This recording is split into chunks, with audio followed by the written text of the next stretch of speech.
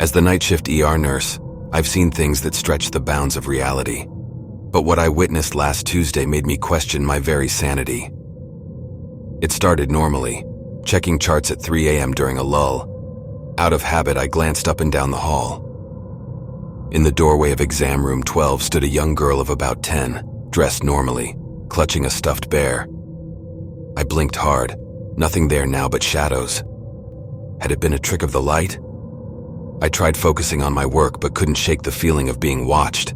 I turned back towards the rooms. A giggle, barely there. I rose slowly, walked to exam 12.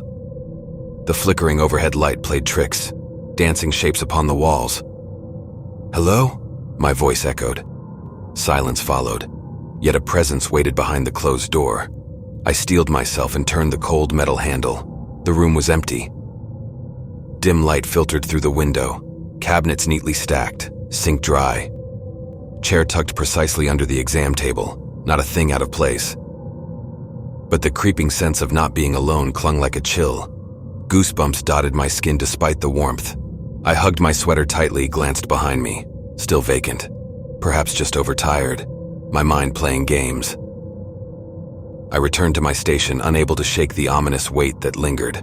Sipped strong coffee as my shift dragged on, keeping vigilant watch all through those small morning hours. The next day, security footage showed nothing unusual. My coworkers chuckled at ghosts, but now when I walk past exam 12 at night, my steps quicken, and the feeling remains of being watched just out of sight. Something I can't explain rationally no matter how I try. I decided to request a transfer to the day shift. The unsettled feeling I got every night was too much. My coworkers teased me, called me superstitious, but they didn't understand the constant creeping dread that came over me.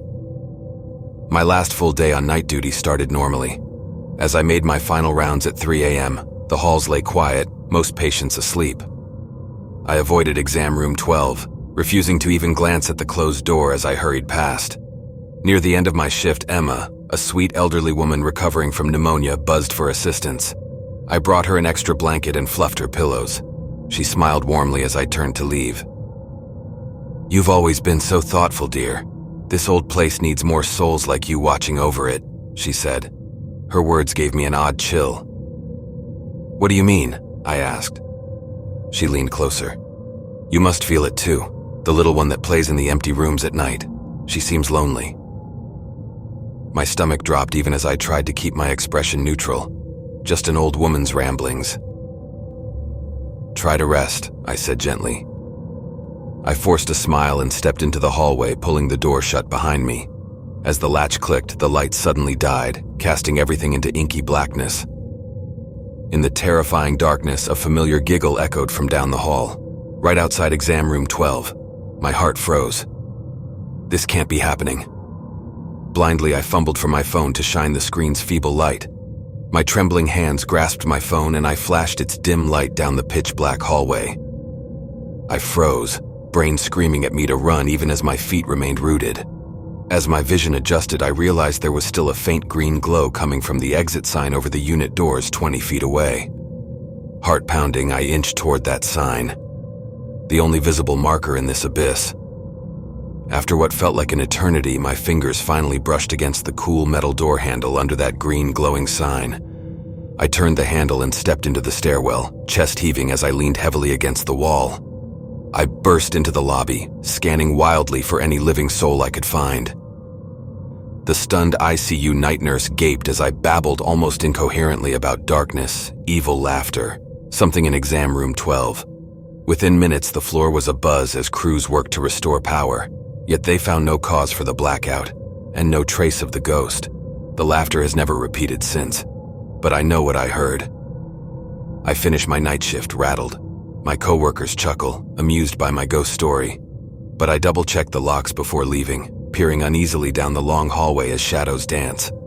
I will be back next week for my regular shift, but I may bring a night light to keep close through those small dark hours, just in case that giggle echoes once more.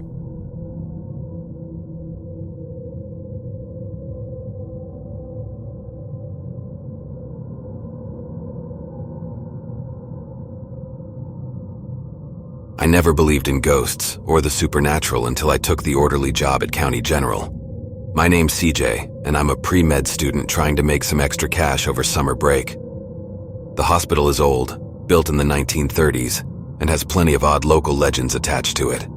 Patients and staff have reported seeing shadowy figures roaming the halls late at night, but I always dismissed them as tall tales. Never again after what I experienced during my shift last week. The overnight shift at the hospital is creepy enough without ghost stories, but the nurses here swear the men's room near the abandoned East Wing is haunted. I first heard the rumors my first week working there. Nurses warned me never to use that bathroom at night. Stories circulated for years about unexplained noises like tortured moans and metal scraping, whispers of disembodied cries and screams coming from the bathroom late at night. Nurses who'd used that restroom after dark and come running out minutes later, white as a sheet.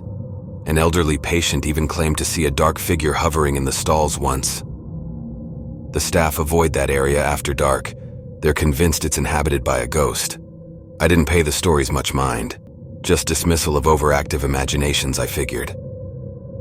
I didn't really believe them until a few weeks ago. The night was just like any other at first. I arrived at 11 p.m. to relieve the day orderly before making my usual rounds. I checked on the 5 patients I was responsible for, refilled water pitchers, and straightened up the rooms. I made my usual rounds around 2 a.m., heading to the bathroom near the abandoned East Wing to splash some water on my face and wake myself up. I hesitated before going in. The flickering lights and deserted hallway always gave me an uneasy vibe. Inside, the motion sensor lights didn't flick on. My phone's flashlight cut through the pitch-black room as I walked towards the sink. A sudden shuffling sound made me freeze in place. It was coming from the last stall. Uneasy, I stood motionless as more sounds emerged. Low moans and wheezes like someone in pain. But the hairs on my neck stood up when a long screeching creak reverberated from the stall door. Metal scraping metal. The chilling sounds continued, getting louder and more intense. My heart pounded as I stumbled back towards the exit. I fled to the nurse's station, heart pounding but didn't say a word, knowing they'd just remind me of the warnings. But now I believe. Something haunts that bathroom after dark. I will never forget the terror I felt that night. I avoided that hallway completely after my encounter with the supernatural.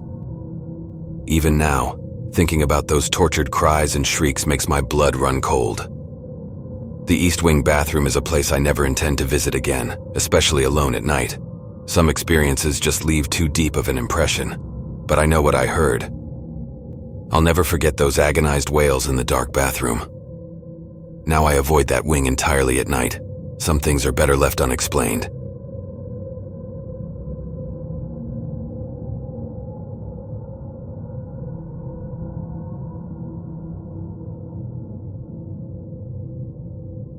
My name is John. I'm a 43-year-old nurse who has been working the night shift at a hospital for the past 12 years. In that time, I've become accustomed to the eerie quiet of the hospital halls late at night. I don't scare easily, having seen plenty of bizarre things over the years, but nothing could have prepared me for the bone-chilling events that transpired last night. I arrived for my shift at the usual time, 11 p.m., after changing into my blue scrubs and reviewing charts. It started off like any other night. I was doing my rounds, quietly checking on patients, taking vitals, and tidying up the rooms. As I entered the oncology ward around 2 a.m., I felt a strange chill in the air.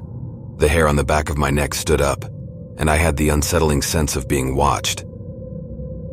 I tried to shake it off and went about my duties. I couldn't ignore the feeling that something or someone was following me. The feeling that I was being watched clung to me no matter where I went on the ward. I tried to ignore the uneasy sense that an unseen presence lurked just out of sight. But everywhere I went on the ward, I sensed a presence just out of sight.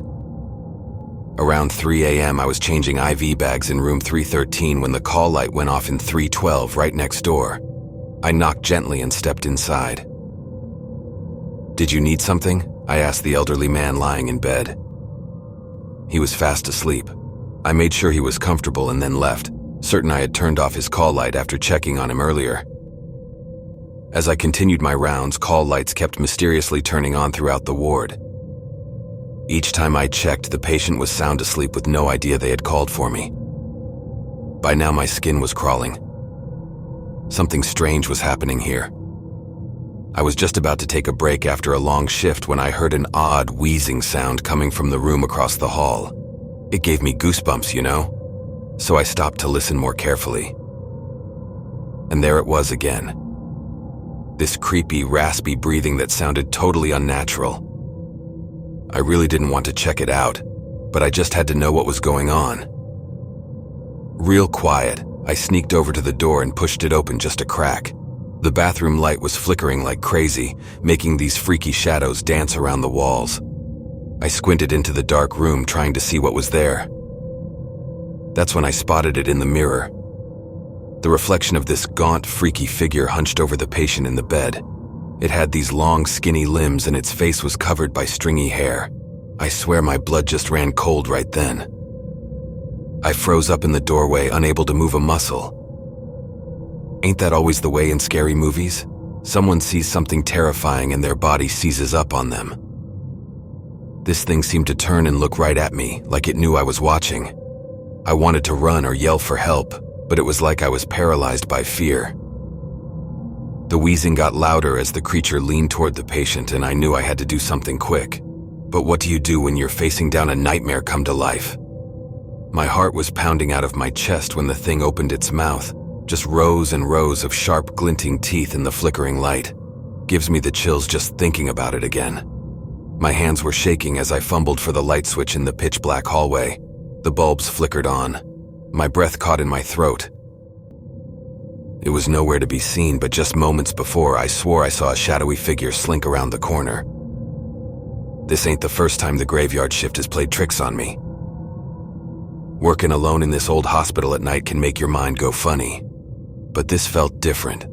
I had this chill run down my neck like something wasn't right here. I hurried to wake my supervisor. She had told me stories, whispers really, about the things staff have witnessed here over the years. Strange noises in the night, doors slamming shut inexplicably, ghastly figures that vanish when you turn on the lights. I always brushed them off as tall tales, ghost stories meant to spook the new night staff. But now I'm not really sure anymore. My supervisor gave me a weary look as I stammered about what I saw. "You're not the first to see something you can't explain around here," she said with a sigh. She didn't seem surprised in the least. "This ward has a dark history that we don't like to talk about. Turns out this ward's got a long history, full of things folks don't much like to talk about.